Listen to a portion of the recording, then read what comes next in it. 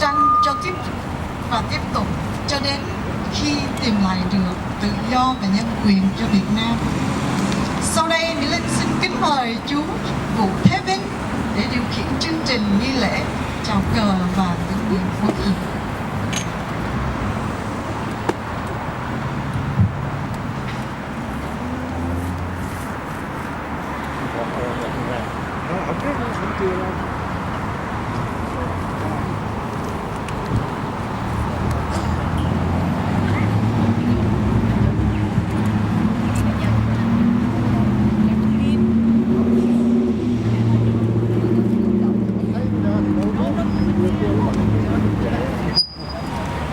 Đứng lên nghiêm chỉnh để làm lễ chào quốc kỳ và phút mặc niệm.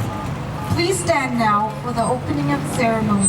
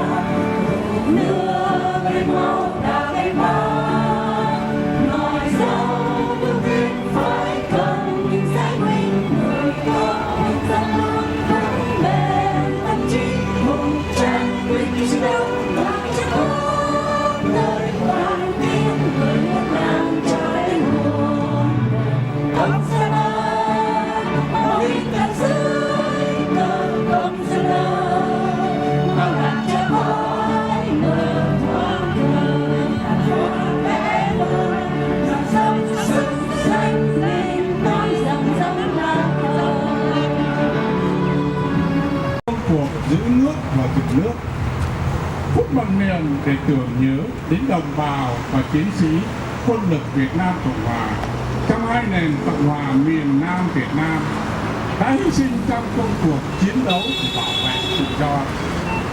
Phút mặc niệm để thương xót cho hàng chục ngàn đồng bào chúng ta chết đau đớn trong vùng kinh tế mới. Các chiến hữu đã gửi thân xác nơi góc núi ven rừng trong một tù cộng sản. Phút mặc niệm để tưởng nhớ đến hàng chục vạn đồng bào chúng ta kém may mắn trên đường tìm tự do đã gửi thân xác lại vùng biên giới và trên sóng Việt mênh mông. Và sau hết, phút bằng niệm để thương tiếc cho những thân xác người Việt bị áp cộng sản đã vùi chôn nơi xứ Lào quê người. A minute of silence. Let us take a moment of silence to remember the war heroes who had sacrificed their lives in protecting our homeland, and remembering those who had lost their lives in search for freedom and dignity.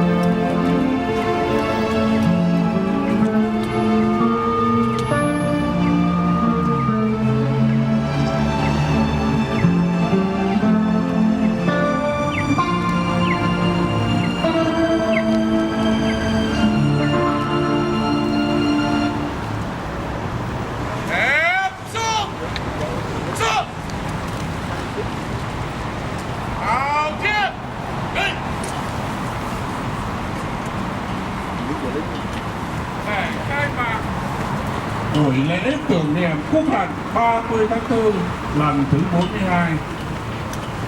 Chúng tôi xin trân trọng kính mời chiến hữu Đặng Chí Đức, đại diện ban tổ chức quốc hận lần thứ 42, có đôi lời cùng quan khách về ý nghĩa ngày quốc hận 30 tháng 4. Xin mời chiến hữu Đặng Chí Đức.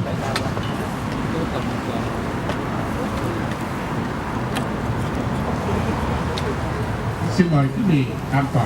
Please be seated.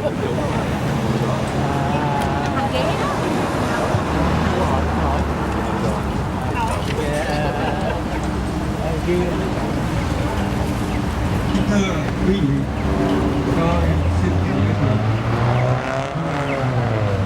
con quân Chí Đức. 42 năm về trước là không quân lực Việt Nam Cộng Hòa. Kính thưa quý vị, quý vị quan khách, quý vị đồng hương, quý vị đại diện các địa phương, chính quyền địa phương và quan khách. Hôm nay là ngày 30 tháng 4 2017, 42 năm Quốc hận 30 tháng 4 đấy, và là năm thứ hai của Việt Nam từ Freedom Day, của những người vượt biển tìm tự do. Ngược dòng lịch sử 42 năm 30 tháng 4 năm 75, ngày đau buồn nhất của người Việt tự do. Miền Nam Việt Nam bị bất tử, một sự đánh đổi để chấm dứt chiến tranh Việt Nam bằng 1.500 tối của thế hệ tương lai. Đó là điều mà thế hệ tiếp nối cần phải ghi nhớ.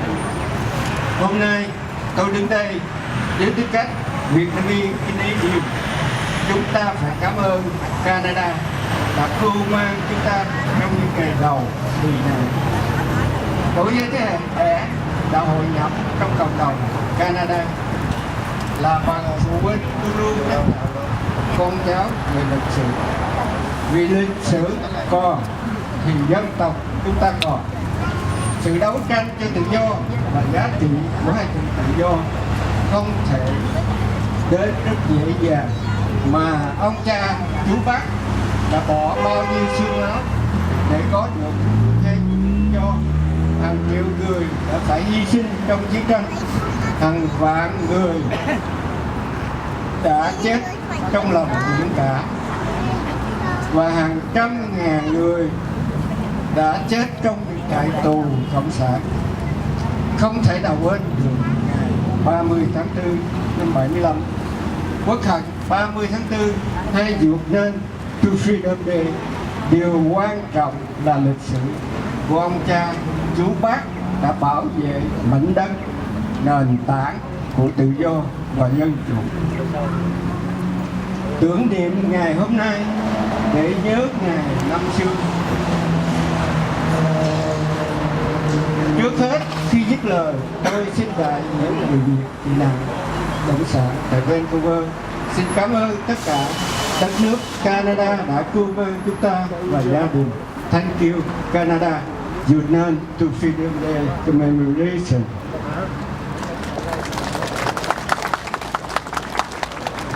I'm going to briefly translate that for you. Honorable members, ladies and gentlemen, my name is Gia Nã Đại. On behalf of the organizer of Journey to Freedom, I would like to extend my warm welcome to all of you for gathering here today to commemorate this honorable event. It is 40 years ago today that we have lost our beloved country to the communist dictatorship.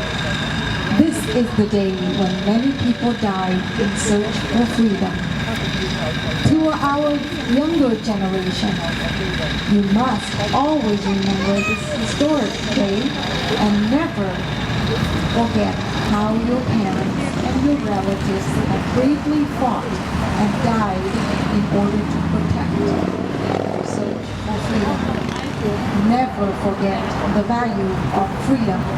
Remember, freedom is not free. Thank you.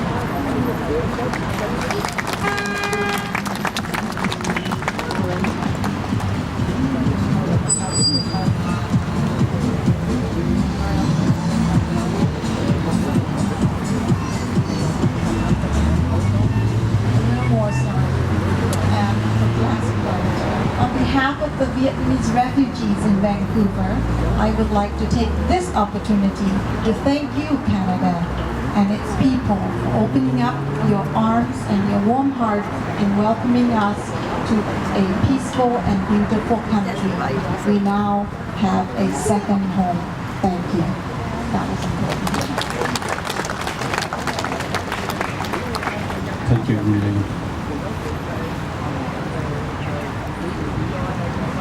Để tiếp tục phần tưởng niệm quốc hận thứ 42, chúng tôi xin trân trọng tuyên bố lễ treo quân kỳ đỏ.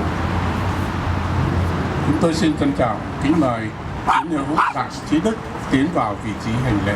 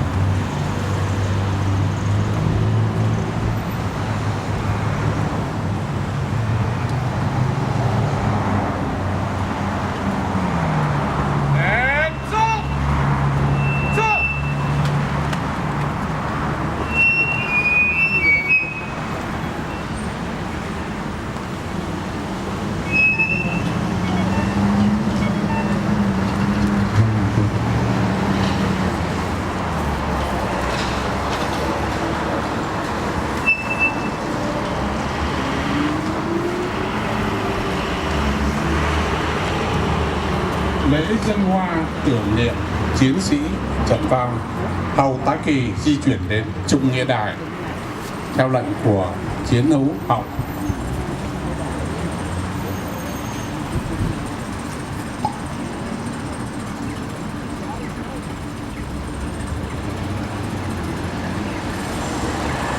Chúng tôi trân trọng kính mời chiến hữu Đặng Chí Đức, đại diện ban tổ chức lễ quốc khánh lần thứ 42, và chiến hữu Trần Văn Thọ, sĩ quan thâm niên hiện diện. Kính mời chiến hữu Đỗ Khang An mang vòng hoa tưởng niệm lên Trung Nghĩa Đài.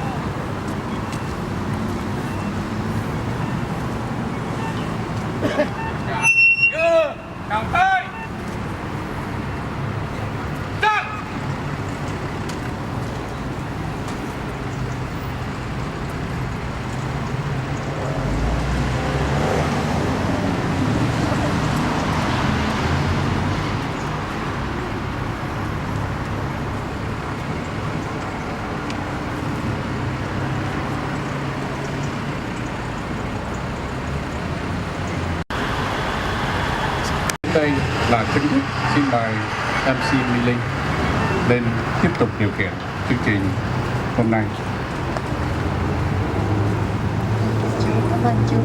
The ceremony has completed, so you can relax a little bit. Thank you very much. Bây giờ Mỹ Linh xin đến mời cô Quế Trân lên đọc cái Journey to Freedom Act. I would like to invite Quế Trân to please come up and read to us the Journey to Freedom Act. Please come up.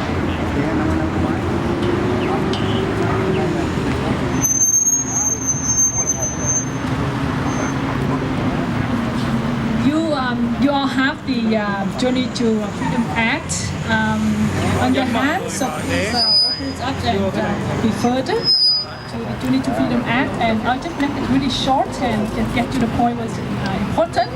And this is the second generation of the Vietnamese refugee. They right here with me. Obviously, she has the freedom of moving around with no restriction. And whereas April 30 is referred to by many members of the community of displaced Vietnamese people and their families in Canada as Black April Day, or alternatively as Journey to Freedom Day, and is therefore an appropriate day to designate as a date to remember and commemorate the lives lost and suffering experienced during the exodus of Vietnamese people, the acceptance of Vietnamese refugees in Canada, and the gratitude of Vietnamese people to the Canadian people and the government of Canada for accepting them, and the contributions of the Vietnamese Canadian people, whose population is now approximately 300,000 to the Canadian society. Now, therefore, Her Majesty, by and with advice and consent of the Senate and the House of Commons of Canada, enacts as follows. This act may be cited as the Journey to Freedom Day Act, or short Journey to Freedom Day. Throughout Canada, in each and every year, the 30th day of April shall be known as Journey to Freedom Day. Thank you, and this is a day that we celebrate our Journey to Freedom Day. Thank you very much. And right now, I would like to invite Tammy Trương to come up and read to us a letter from Senator Ngô Thanh Hải. Bây giờ Mỹ Linh xin mến mời cô Tammy Trương lên đọc bài diễn văn của Thượng nghị sĩ Ngô Thanh Hải.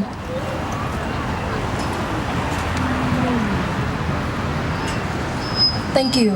My name is Tammy Trương, and I'm reading the greetings from the Senator Ngô Thanh Hải. Greetings from the Senator Ngô Thanh Hải.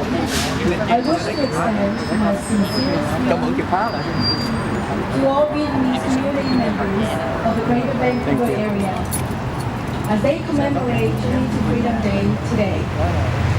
April 30th is the time when we remember the perilous journey to freedom of countless of refugees who fled the devastating effect of the Vietnam War and escaped communist oppressions after the War of Saigon in 1975.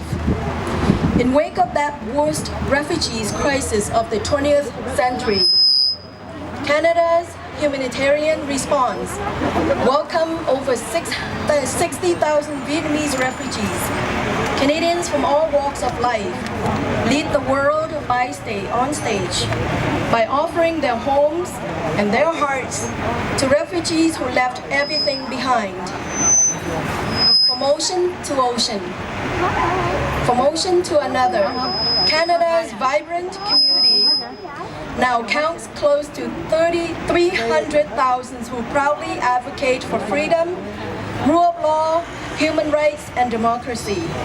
So on April 30th, on Journey to Freedom Day, let us remember the modern beginnings of Canada's Vietnamese community and thank you, Canada, for its compassionate response.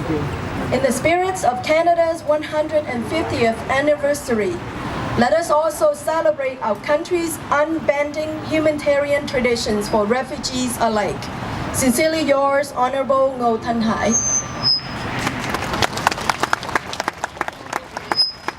Kính thưa quý vị, tôi xin gửi lời chào mừng của tôi đến cùng với tất cả cộng đồng người Việt tại vùng Greater Vancouver trong ngày hành trình tìm tự do. Ngày 30 tháng 4 là ngày mà chúng ta nhớ lại đoạn đường hành trình tìm tự do của chúng ta mà rất là nhiều người đã chạy trốn khỏi chiến tranh Việt Nam cũng như khỏi sự đàn áp của Cộng sản Việt Nam sau khi sự sụp đổ của Sài Gòn năm 1975.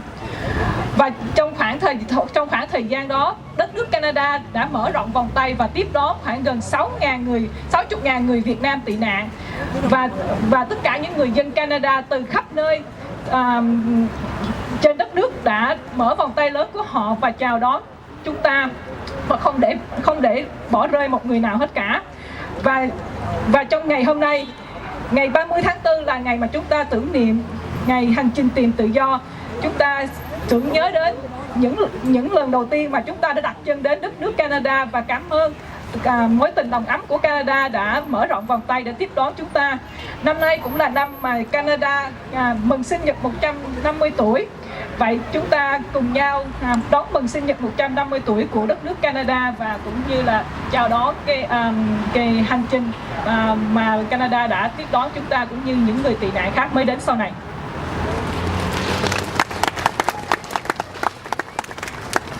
Cảm ơn hai em, chắc là chị lớn hơn. I think I'm older than them, right? Next, I would like to invite Honorable Don Davey. Please come up and give us your thoughts.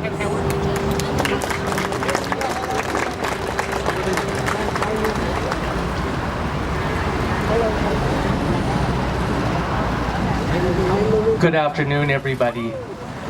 It is a profound honor for me to be here with you today as we commemorate this very, very important occasion. You know, democracy is about people being free to choose the government that governs them, about petitioning that government to do the people's will, and to have that government held accountable to those people. Now, I was fortunate enough to be the Member of Parliament representing many of you in 2015 when this very important piece of legislation came before the House of Commons. And I was proud to stand and vote in favor of this bill because it represented the will of the people of Canada, and we as elected representatives in a democracy we're proud to vote in favor of commemorating this very important day. Now, I want to thank each and every one of you because this legislation would not exist without the efforts of people like you and across Canada who expressed your desire to have the Government of Canada recognize April 30th, Journey to Freedom Day, Black April Day, as a symbol not only to the Vietnamese people but for all Canadians to remember the fundamental importance of freedom, democracy, and human rights. I want to tell you that last June, I had the occasion of traveling to Vietnam on a medical mission. We were touring hospitals and clinics across Vietnam and looking to try to improve the situation of malaria, tuberculosis, and HIV/AIDS. And I had occasion to be in Saigon. And as I walked up to the presidential palace in Saigon, I saw something that nobody should ever have to see, and that is a tank with its gun still pointed at the presidential palace.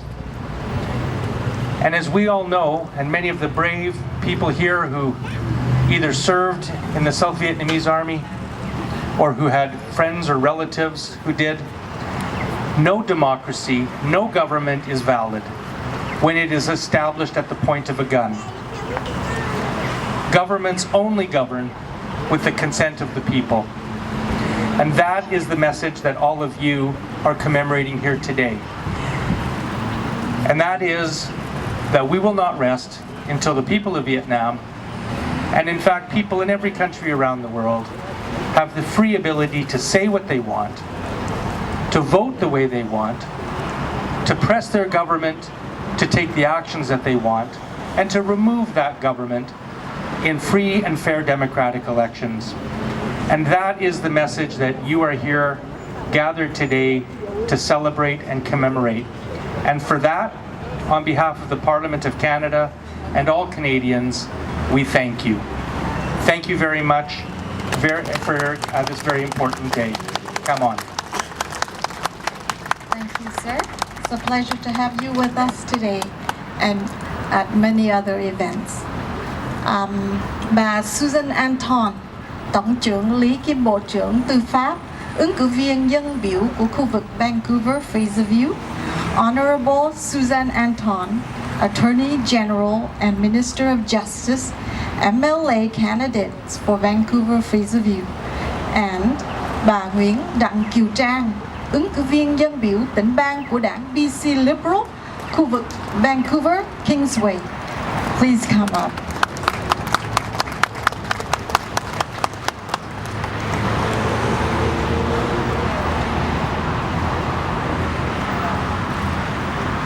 Thank you very much, and what a pleasure it is to be here on this day of commemoration, Journey to Freedom Day. And I'm joined here by Trang Nguyen, who is our Vietnamese candidate here in Vancouver Kingsway. My name is Suzanne Anton. I'm the BC Liberal candidate in Vancouver Fraser View, and I've had the honor of serving that riding as MLA for the last 4 years. I'm also the Minister of Justice and Attorney General for British Columbia. And the words that Member of Parliament Don Davies said are absolutely correct. We need our political freedoms and our democratic freedoms, and we're in an election right now in BC, and I see former MLA Adrian Dix right here, and we are all candidates in this election. And what's important about that is that we are free to be candidates, and you are free to choose those who you wish to vote for. If you like the BC Liberal government, you will vote us back in. If you like the BC NDP government, you will vote them in. And that is the freedom that being in Canada allows. And that's what is so important about the Vietnamese boat people and the people who came here following the tragedies of the Vietnam War in the 1970s. And of course the immigration carried on into the 1980s. I know this is a day of commemoration, but for British Columbia, in a way, it's a day of celebration because we can celebrate all of the people who came here and the contribution that the Vietnamese community has made to British Columbia and continues to make to British Columbia. We are a multicultural province. We are proud of our multiculturalism. It makes us stronger, it makes us better. And the multiculturalism and the entrepreneurship of the Vietnamese who came here in the 70s and 80s and you who continue to come here really has been such a positive contribution to British Columbia. So it was very hard, I know, and there were many, many tragedies, people losing their lives, losing their families, losing their homes, losing your assets, and coming to a new country, brand new country, and coming here over any number of years. it must have been extremely difficult. And I'm very happy that the federal government proclaimed the Journey to Freedom Day. But as I said, there is also for British Columbia an element of thanks, because you came here, you chose to come here, you chose to participate in our British Columbia society, and that has been so beneficial to all of us here in this province. So I respect your tragedies, I mourn with you for your losses, and I thank you for our gains here in British Columbia, and I'm very pleased and grateful to you for inviting me to speak here today on Journey to Freedom Day. Thank you very much. Chúng tôi là Gia Nã Đại, là đội trưởng tư pháp, và cô Trang Nguyễn sẽ ra ứng cử trong khu vực đây của Kingsway, dân biểu tỉnh bang, và đồng thời cũng có tất cả những ứng cử viên ra tranh cử trong cái mùa tranh cử tỉnh bang kỳ này. Chúng tôi cũng xin chia buồn cùng quý vị về cái ngày 30 tháng 4 là đây là một cái ngày mất mát rất là lớn cho quý vị. Tuy nhiên chúng ta ở đất nước mà tự do, chúng ta được quyền bầu cử và chúng ta được quyền ra tranh cử. Kiều Trang rất hân hạnh là kỳ này Kiều Trang đã ra tranh cử, vì Kiều Trang đã là người vượt biên qua đây từ nhỏ và đã đi vượt biên 9 lần, vào tù cải tạo 3 lần. Kiều Trang biết những cái khó khăn mà quý vị đã phải vượt qua để mà đánh đổi được cái tự do và cái quyền đi bầu và cái quyền ra tranh cử.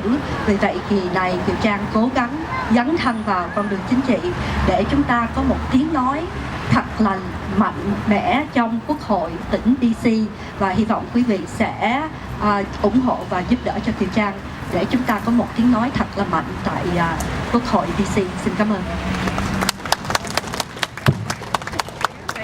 Good luck to you. Good luck. Thank you very much. Thank you.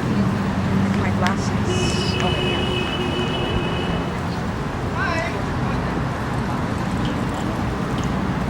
And now I would like to invite Honorable Adrian Dix, our MLA for Vancouver Kingsway.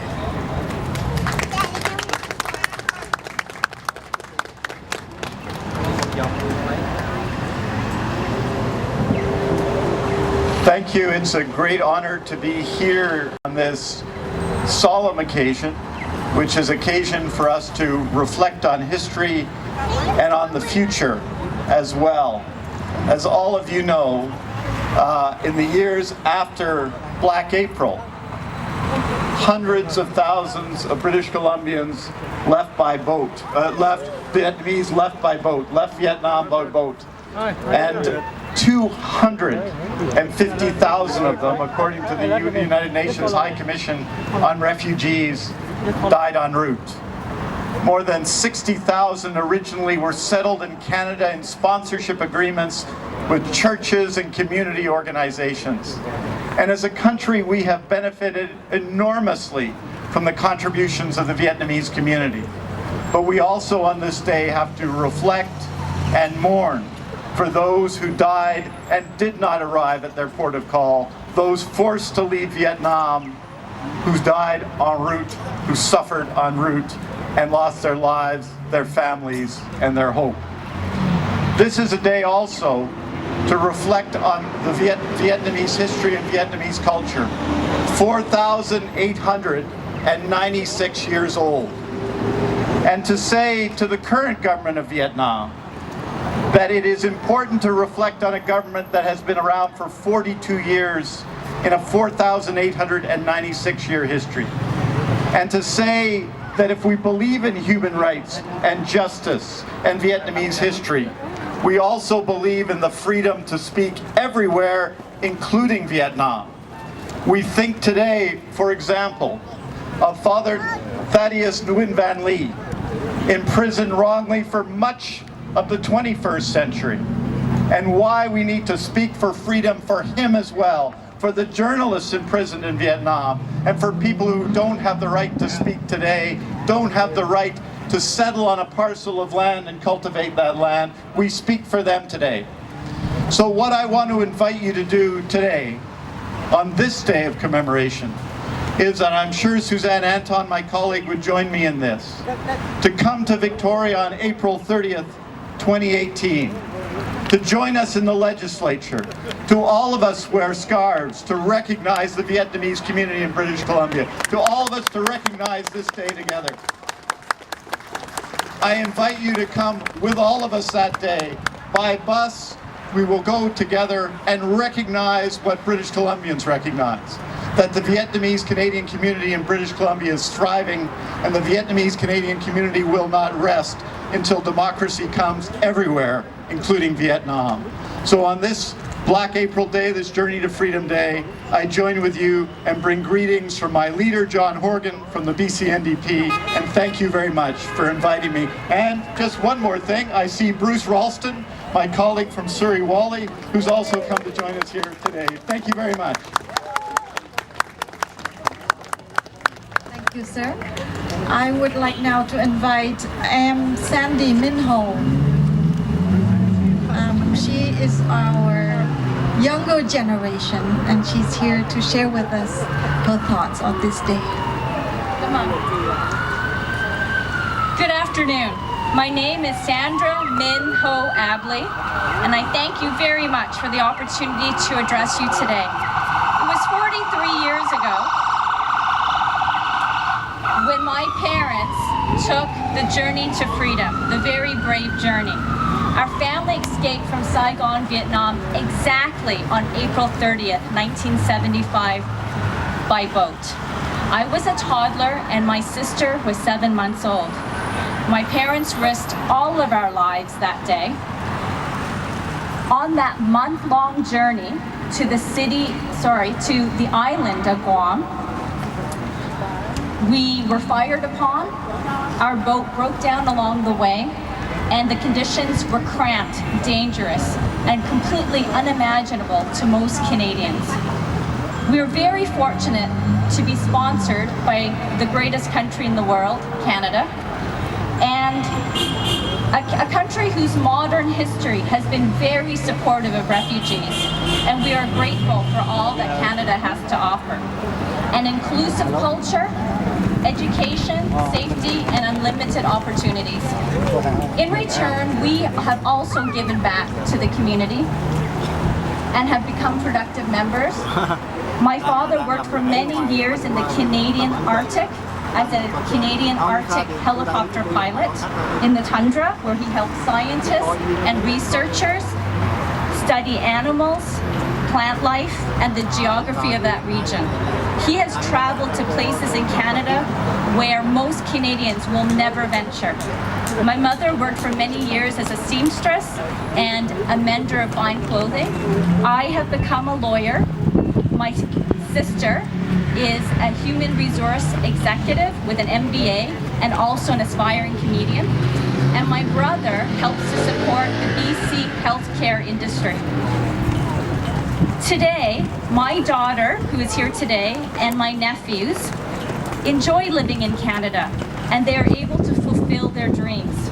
It's not easy to come to a new country, to a place where the language is new, where the systems are complicated, the systems of taxation and banking. I admire my parents and all newcomers to Canada who have worked so hard to succeed. Their children and grandchildren will never forget their struggles, and they will help make Canada a stronger country. We are just one of many thousands and thousands of families who've made our home in Canada and who have become a successful contributing members of Vancouver, British Columbia, and of Canada. Thank you so much for the opportunity to join you here today and to celebrate the journey to freedom. Thank you.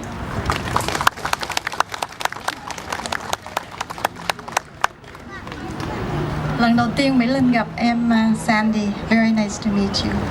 We share almost very much the same sadness and the same joy as we are younger. And we are very, very lucky to be here today. Right now, may I please invite ông Nguyễn Hoàng Tân. Đây là phần phát biểu của cựu quân nhân của Quân lực Việt Nam Cộng Hòa. Quý vị, tôi muốn nhắc quý vị một điều là hôm nay tôi đứng đây không có mục đích gì để tranh cử hết.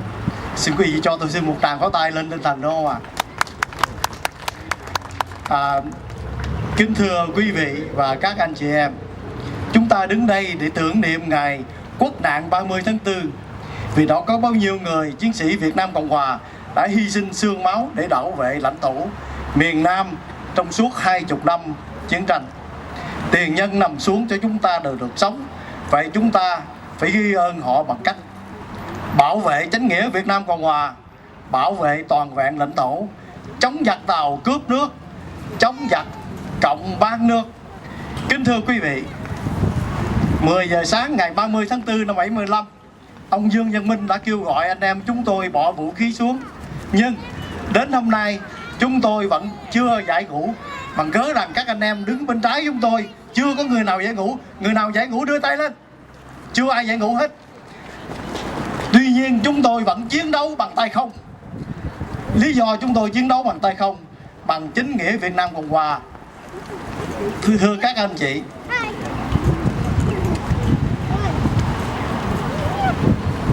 những anh hùng đó đang đứng phía bên trái chúng tôi đây. Xin quý vị cho những anh hùng đó một tràng pháo tay.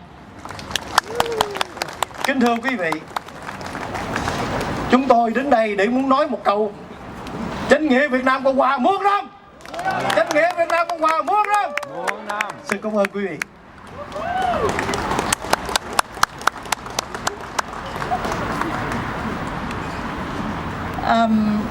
Done. There will be sandwiches and water right in the back of our tent here.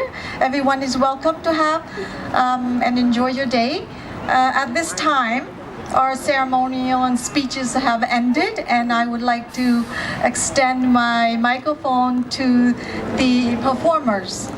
So may I invite the head of the performers to come up, and then feel free to walk around, and sandwiches and water is ready in the back of the tent. Mỹ Linh xin kính mời quý cô bác anh chị, nếu ai mà có khát nước hoặc là đói bụng á, thì ở đằng sau cái tấm liều này có bánh mì và có nước uống cho các quý vị. Xin cảm ơn. Chú Họp mới nói là tốt hơn hết thì chúng ta nên ngồi tại chỗ để rồi có người đến phát bánh mì thì có vẻ lịch sự trân trọng hơn. Cảm ơn.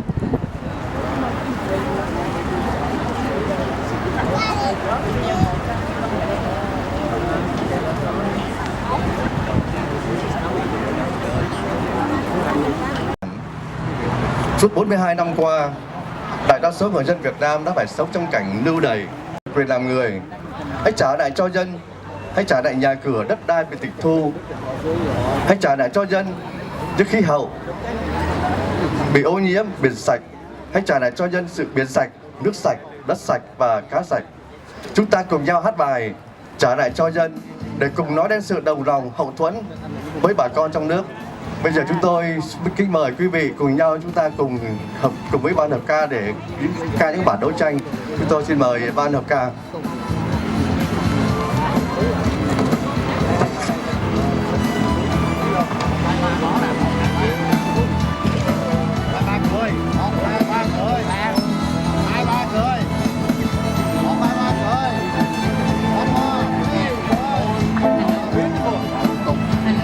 Testing 1, 2, 3.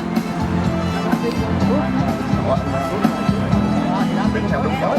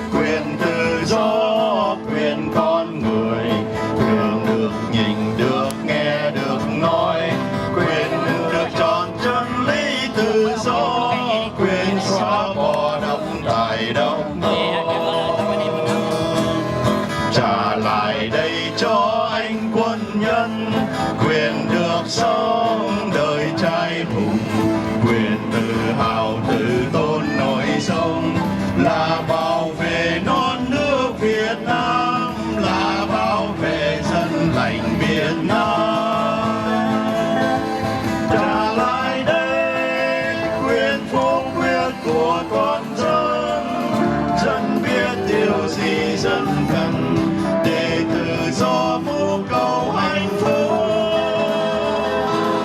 Trả lại đây quyền chính đáng của người dân, dân biết điều gì cho mình, cho thái bình non nước Việt Nam.